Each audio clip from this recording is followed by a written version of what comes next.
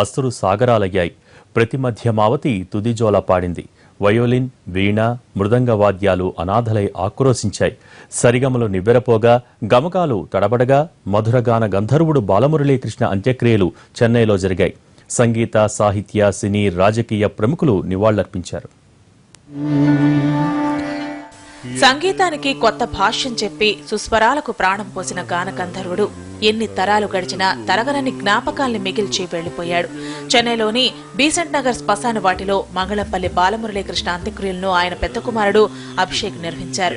గత కొన్ని రోజులుగా వయోపరమైన సమస్యలతో బాధపడుతున్న మంగళంపల్లి నిన్న మధ్యాహ్నం తన స్వగృహంలో కన్నుమూశారు. అంతకుముందు చెన్నైలోని ఆయన స్వగృహంలో మంగళంపల్లి పార్థివ దేహానికి పలువురు నివాళులర్పించారు. ఆయన అంతిమయాత్రకు అభిమానులు, సంగీత, సాహిత్య, సినీ, రాజకీయ ప్రముఖులు భారీ సంఖ్యలో పాల్గొన్నారు. ఏపీ ప్రభుత్వం తరఫున మంత్రి పల్లె రఘునాథ్ రెడ్డి అంత్యక్రియలకు హాజరై అంజలి ఘటించారు. ఇలాంటి ఒక మహా కళాకారుడు ఇలా జీవించారు, ఇలా పాడారు మా కోసం అని చెప్పి నమ్మించాలి వచ్చే జనరేషన్స్. అలాంటి మహానుభావులు. మంగళంపల్లితో తమ అనుబంధాన్ని, ఆయన సంగీత ప్రతిభా పాటవాలను గుర్తు చేసుకున్నారు పలువురు ప్రముఖులు. తమ గురువుగారి మరణం సంగీత ప్రపంచానికి తీరని లోటన్నారు ఆయన శిష్యులు, ఇతర గాయకులు. శాస్త్రీయ సంగీతానికి మారుపేరుగా నిలిచిన మంగళంపల్లి మృతి సంగీత లోకానికి తీరని లోటని నివాళులర్పించారు సినీ ప్రముఖులు. నేను ఇప్పుడు వారి దగ్గరికి వెళ్తాను, నాకు అంత అదృష్టం అని అనుకున్న రోజుల్లో వారి దగ్గర నుంచి స్వదస్తూరితో నాకు ఒక ఉత్తరం వచ్చింది.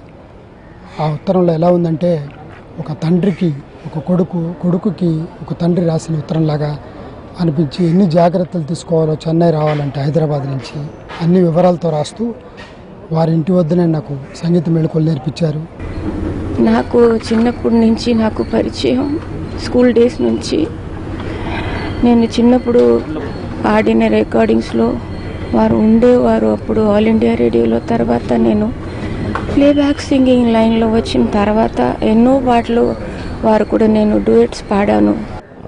ఆయన లాంటి వ్యక్తితో సాంగత్యం పొందిన ప్రతి వ్యక్తి కూడా అదృష్టవంతుడనే నేను చెప్తాను. ఎందుకంటే మళ్ళీ ఇటువంటి వ్యక్తులు పుట్టరండి.